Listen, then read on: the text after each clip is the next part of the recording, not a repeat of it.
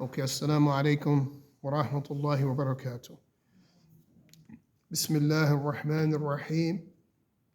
Alhamdulillahi Rabbil Alameen. Wassalatu wassalamu ala Rasulillah.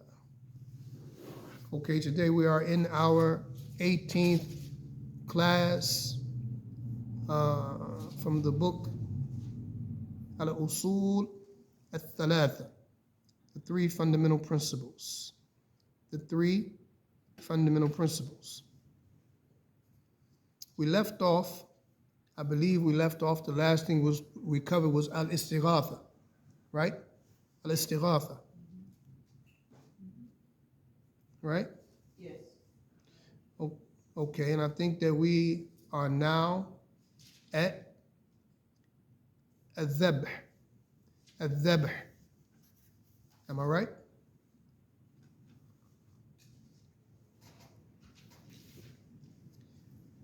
Al-dhabh.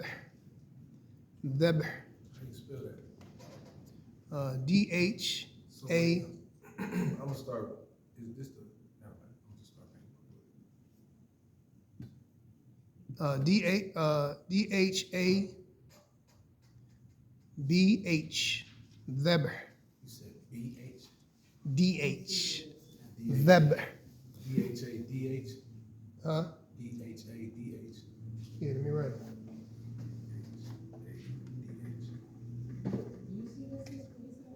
We have here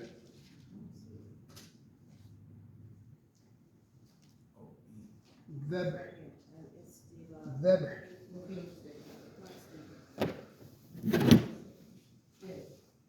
And dhabh is slaughtering. Slaughtering.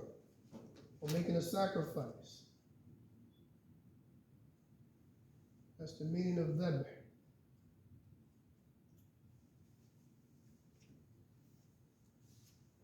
Slaughtering or making a sacrifice.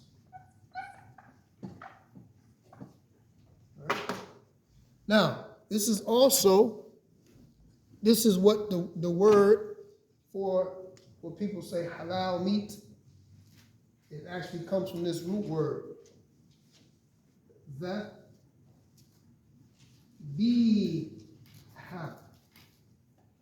Zabiha.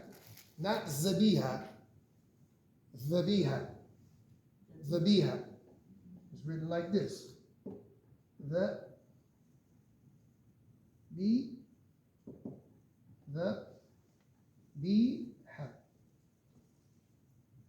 Or zabiha. Zabiha. That's how you say halal meat, or that which was slaughtered according to the Islamic way of slaughtering. Zabiha, not zabiha. It's incorrect, right? But if you hear someone says it, and because they have difficulty, with the tongue, because of where they may come from, or the origin of their language, and they find it difficult,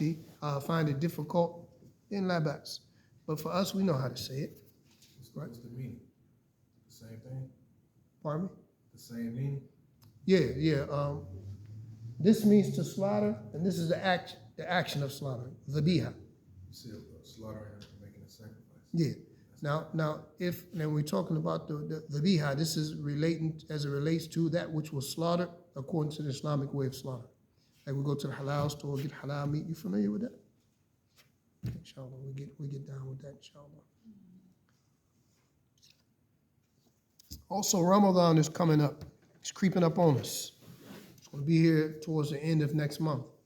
And we're actually trying to have a hafiz here. Someone who's going to come as a guest to recite the Quran for us at night. So everyone should be here and bring their families and children every night if possible for Taraweeh. If you never experienced Taraweeh in Ramadan, it's beautiful. At what time you have it? Right after Isha. Right after? Yeah, because the night prayer, Taraweeh. Okay. والدليل الذبح قوله تعالى قل إن صلاتي ونسكي ومحياي ومماتي لله رب العالمين لا شريك له. The evidence for sacrificing Al-Dhabh is the saying of Allah Tabaraka wa Ta'ala, say, O Muhammad, indeed my prayer, my sacrifice, my living, and my dying are purely and solely for the sake of Allah, Lord of all creation. There is no share in any of it, or of any of it for anyone other than Him. قل إن الصلاة ونسكي ومحياي ومماتي لله رب العالمين. My salah, my prayer, my sacrifice, my living, my dying is solely for the sake of Allah subhanahu wa ta'ala, for Allah, and there's no share in that for anyone. So we don't pray to or for anyone. We don't sacrifice to or for anyone. We don't live or die to or for anyone. Sincerely and simply for Allah subhanahu wa ta'ala, and no one shares in that with Him.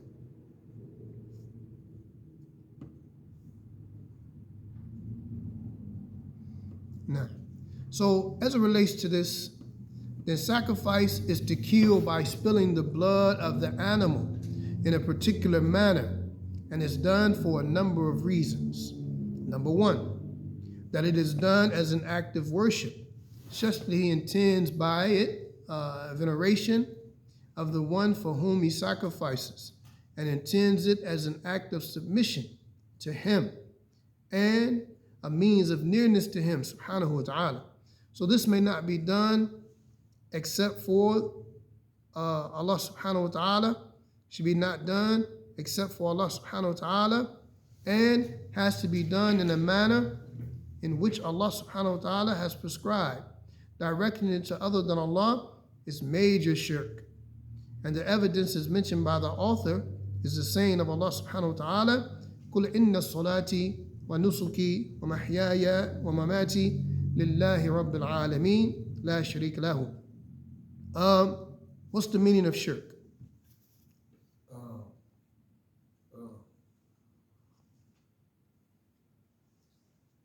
forgot, but I know it. It's belief, right? No, that's a key. I forgot. Hold on. No. You gonna look at the phone for, man? Check my notes. No. Checking no notes. You gotta check your mind and check your heart. Oh wait. You just did that like, hold on. What's shirk? I'm not gonna lie to that. Pardon me? I'm not gonna lie to that. Why would you say I'm not gonna lie to you? You shouldn't be lying to me no way. No, I'm saying- You don't have to say that. I'm not gonna lie to you. Sister in the back, what's shirk? I know you, wait a minute, just give me a second. You what? I know, What do you mean? Wait a minute, give you a second. What's shirk? It's worshiping something other than Allah, or comparing or having more, believing in more than one God. Okay, all of that's included. Barakallahu feek. Shirk is to associate anything in worship with Allah. To associate anything, period, with Allah. To give Allah, to assign a share to or for Allah. This is shirk. Right? To give something or to impart something that's specifically for Allah to or for anyone other than Allah. This is shirk.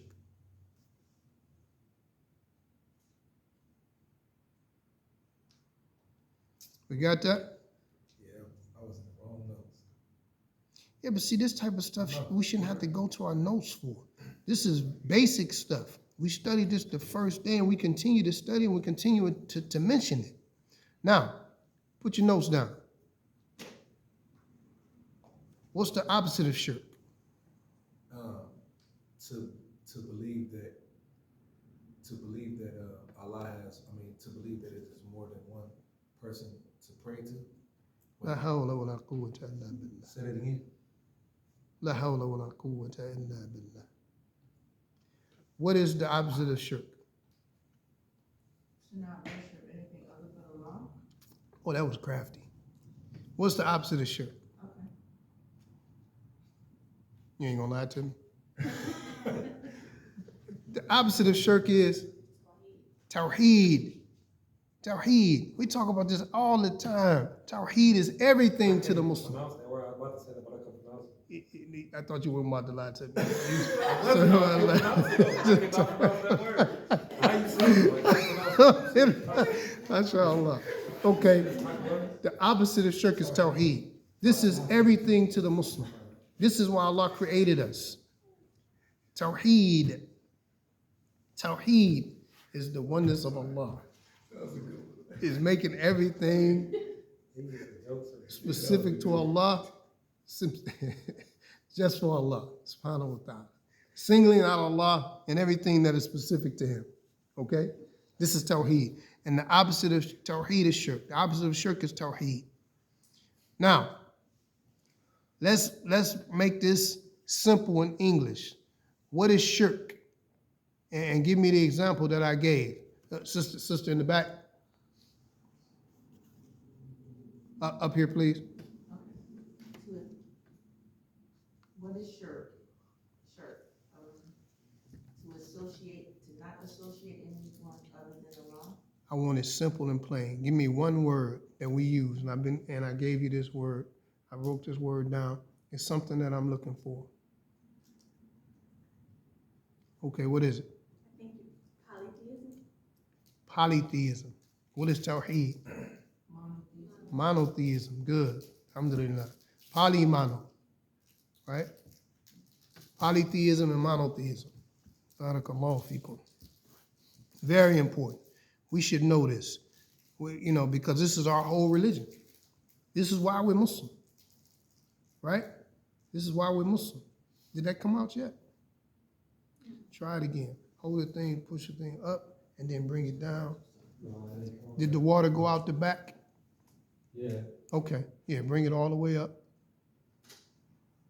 Now bring it down. Did it click? See, that's one of the things. Like when I should bring it up, bring it down, before you kind of push the button a little too quick, but let's see what's going to happen. Okay. Now, number 2, that it is done out of hospitality for the guests or for the wedding feast, the walima, or the like. Then this is something that is commanded, either as an obligation or a recommendation.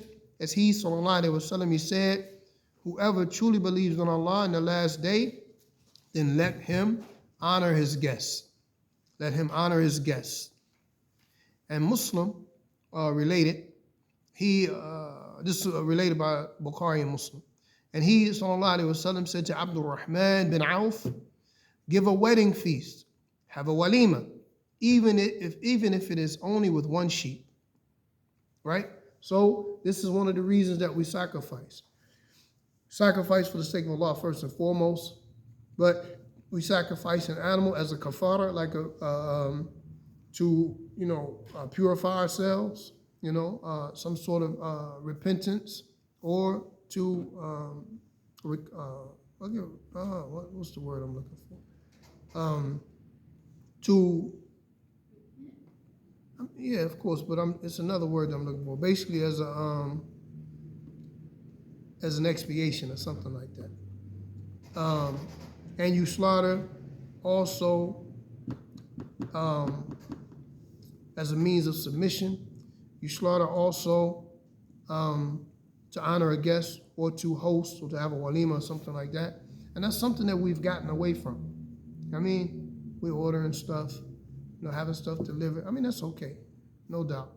But we should get back into the habit of slaughtering ourselves. Learning how to slaughter, because you never know, it may be a time where you actually have to go out there and find your own food. And our religion has taught us that, how to do it religiously, and it can help us in our dunya. It can help us in a situation where we might have to feed our families or feed ourselves, right? So the Prophet ﷺ ordered and recommended for the one having a walima to sacrifice, even if it's one sheep. Why did he say even if it's only one sheep? Why is that?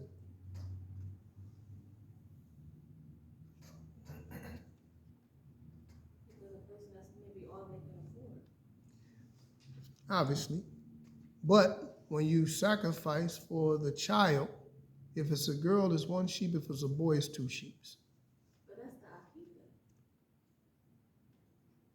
If you sacrifice for the child, then it's for a girl, there's one sheep. If it's a boy, it's two sheep. Right? So if you have a child and you want to shed blood for that child, you want to do the Aqiqah, then you sacrifice, you slaughter. And if a person has the ability to, or even on the day of Eid, right? On the day of Eid, Al-Adha, you know, you sacrifice whatever you can sacrifice for the sake of Allah.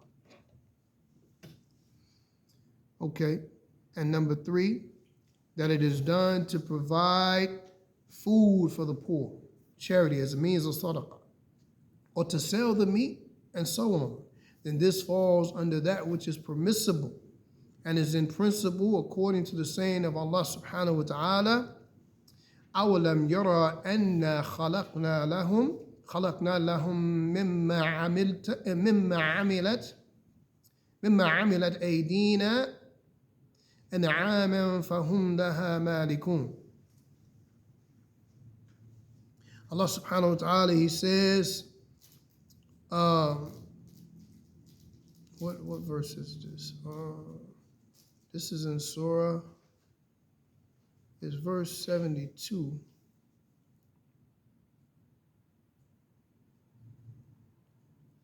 Does anyone have the Quran? Yeah, it's in the Quran.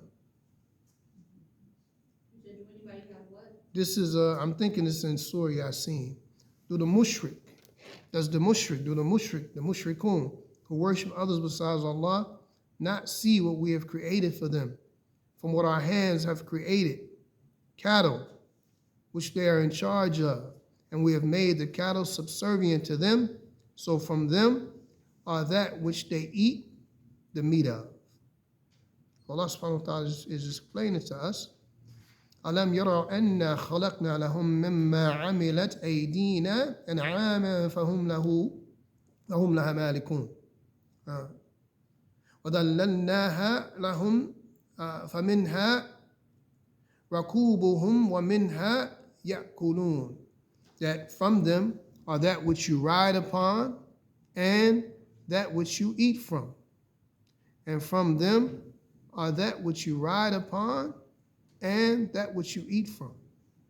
Right? So Allah subhanahu wa ta'ala is saying, do they not see? Do they not see? Meaning the people of shirk and kufr.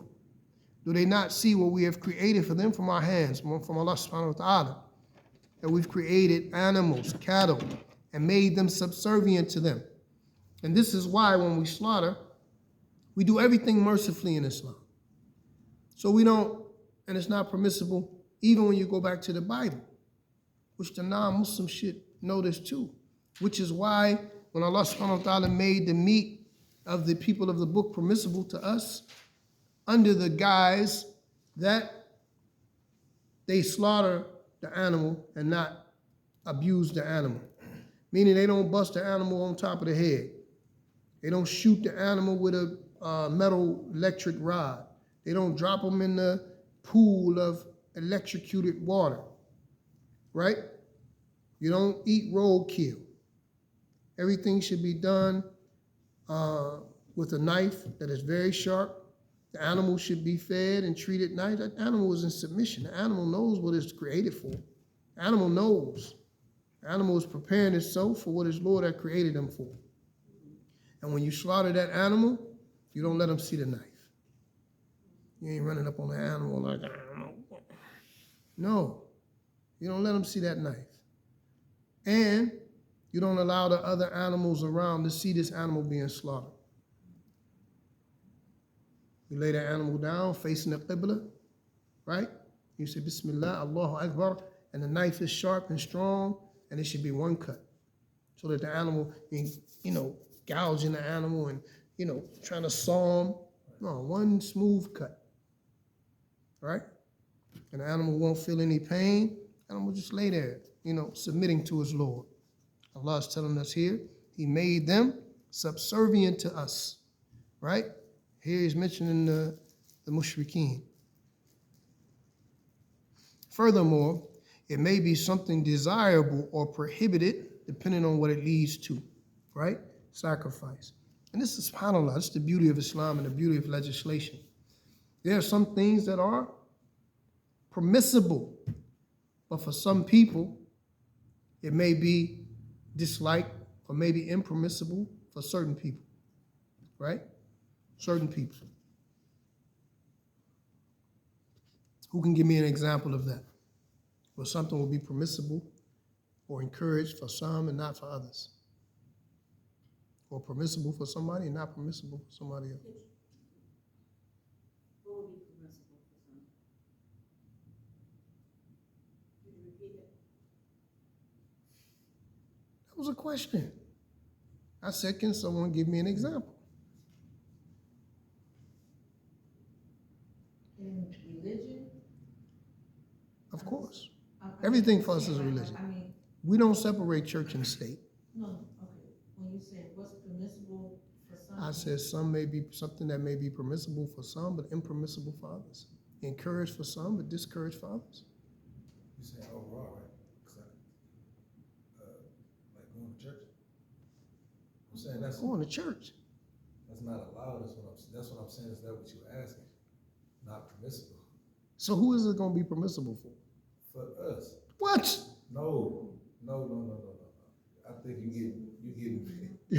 I'm saying for us to not go to church.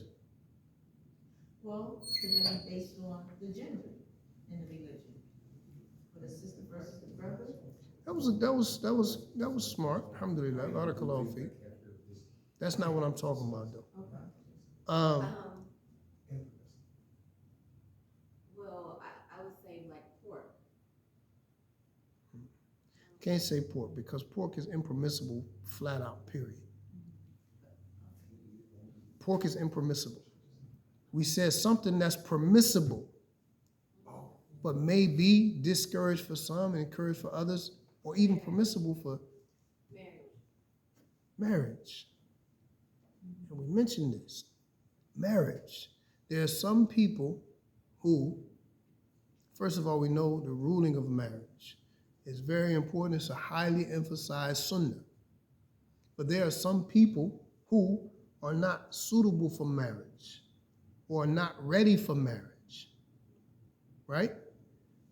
With the hopes that one day they will be, right? So even though we have two young, able-bodied, strong young men who have desires, one man can maintain a wife and one can't. We encourage you to get married. We encourage you to wait and try to get your provisions together so that you can maintain a wife, right? That makes sense, right? It's like, we have children. We have daughters. You got two men coming to you to marry your daughter. You like these two brothers. You know these brothers. You pray with these brothers. You might even know their parents, or you might know them. He may be your age. You want to marry your daughter. You might know them. You might have grown up together, right? You got two brothers, mashallah. You love these brothers for the sake of Allah. They got good religion, good manners, right? They want to marry your daughter. One of them is a hard-working brother who gives for the sake of Allah, and he don't want to hold nothing back. And then you got another brother that's, a little frugal or spendthrift. He don't like to spend money. He may not even have money. Which one you gonna give your daughter to? The one who can take care of her, right? You don't want to put her in a situation where you done took her out of the comfort of your home and you've been taking care of her all of her life to put her with somebody who ain't gonna take care of her no more. Now she, bouncing from place to place, living in cars and stuff like that, right? So for this person, right, when you have to put it on a scale and you got a choice between two people, you're going to say, hey, man, or when the situation arises and the brothers come to you and say, no, right now, man, you need to get yourself together. And we ain't going to just send you out there. We're going to try to find a way to help you get yourself together. That's what the Muslim community is all about. That's what it should be about. Now, okay. Now, so,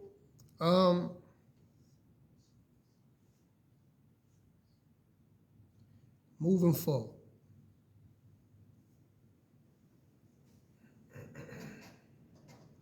And from the Sunnah, ومن السنة لعن الله من ذبح لغير الله. لعن الله من ذبح لغير الله.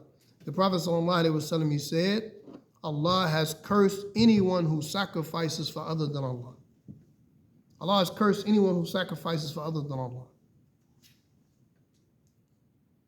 SubhanAllah. Heavy, but clear. This is why we don't eat the meat of those who call on others besides Allah. Right? And who don't have a practice as it relates to slaughtering, for example, where they don't, they don't make their worship for something or for someone else. We know that they're not, worshiping and making their worship. There's some people who go out of their way to make their shirk known. And everything they do it in the name of this, name of that. You know what I mean?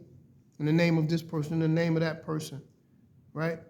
This is what they do. And if they're doing that, then it's not permissible to eat their meat if we know that that's the case. Allah cursed them. Yes. Who else slaughters, like, in the name of the religion, other than the Jews and the Muslims? I mean, you have a lot of people, a lot of different religions all over the world with different practices. And you have people who bring their practices into their acts of worship and their acts of sacrifice and their acts of business dealings and interactions and stuff like that. You know what I mean? And like the Shiites, for example. You know what I mean? Scholars, most of the scholars that I know of, they say that it's not permissible to eat their meat because they're known to be people who do things in the name of Ali, for example, in the name of Fatima, in the name of their imams. Right? So, But there are some who may allow it. And there are so different. Christian meat is okay. even Allah though mentioned them. Allah mentioned them. Allah knows their condition and situation better than we know their situation. Unless it comes known to us that they're doing something that's in opposition to that. Right? Meaning, the way that they slaughter, first and foremost. And if they are in fact slaughtering in the name of some saint or some prophet or some virgin mother or whatever the case may be. Right? No, then we shouldn't eat that meat. But in general,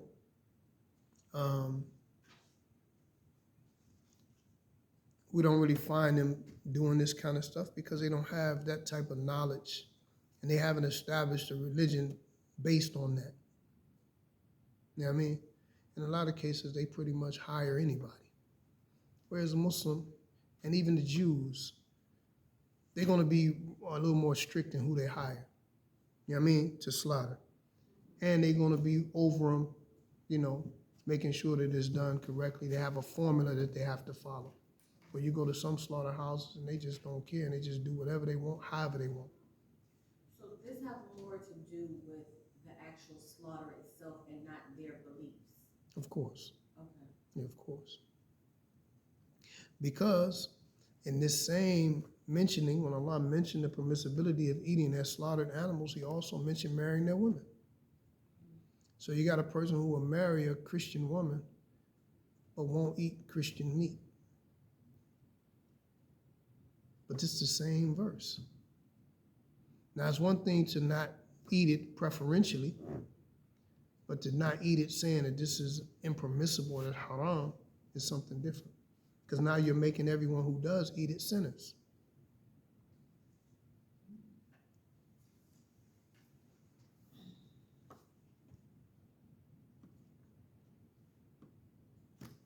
Okay, now.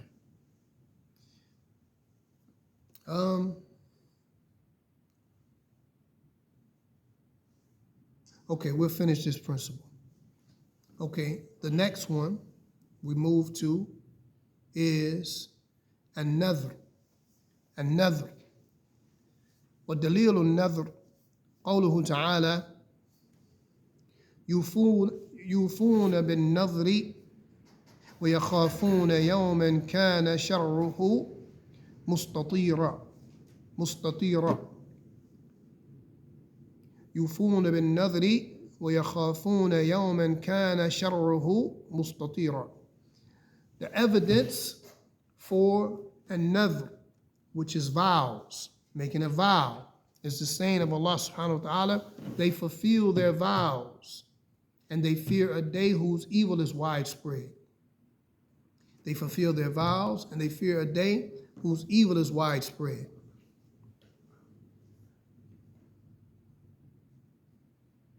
And this ayah is a proof, since Allah subhanahu wa ta'ala praises them for fulfilling their vows, which shows that Allah loves that, and every nation or every action that is beloved to Allah subhanahu wa ta'ala is worship. And this is further supported by the saying of Allah subhanahu wa ta'ala, وَيَخَافُونَ يَوْمًا كَانَ شَرُّهُ مُسْتَطِيرًا. They fear a day whose evil is widespread. So everything that a person, every action that a person does that's beloved to Allah is worship. Worship is not only praying and fasting, but any action that you do that is beloved to Allah. And the fulfilling of vows which Allah subhanahu wa ta'ala has praised are all acts of worship, which Allah, the Mighty and Majestic, has obligated. This is because when a person starts any of the obligatory acts of worship, then he has become duty bound to fulfill and complete them. And the proof is the saying of Allah tabaraka wa ta'ala, ثُمَّ لَيَقْضُوا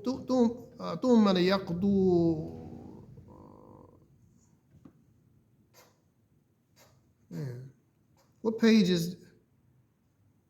We on page Because my thing is cut off. 114. Okay, نعم.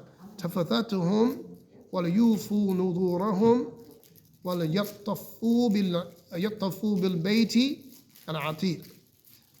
Then it just it skips some. I don't know why this does this. It skips over like a bunch of pages to get to the next part.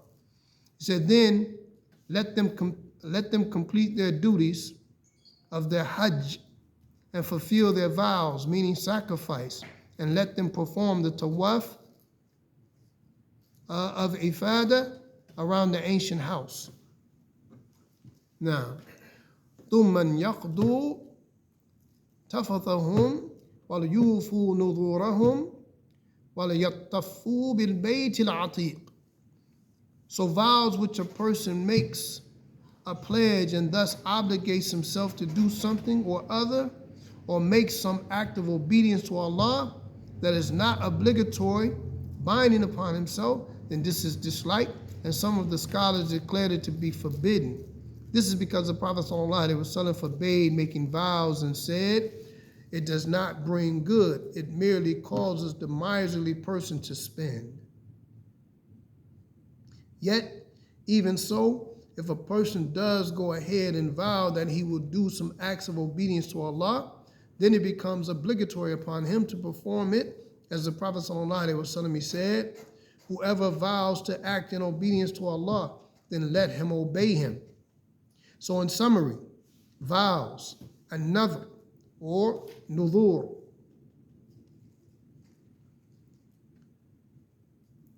applies to the obligatory acts of worship in general, and to making vows in specific, which is that a person obliges himself to do something for the sake of Allah, the Mighty and Majestic. The scholars divide the vow into various categories, and these are laid out in the books of fiqh, details of Islamic law and regulations.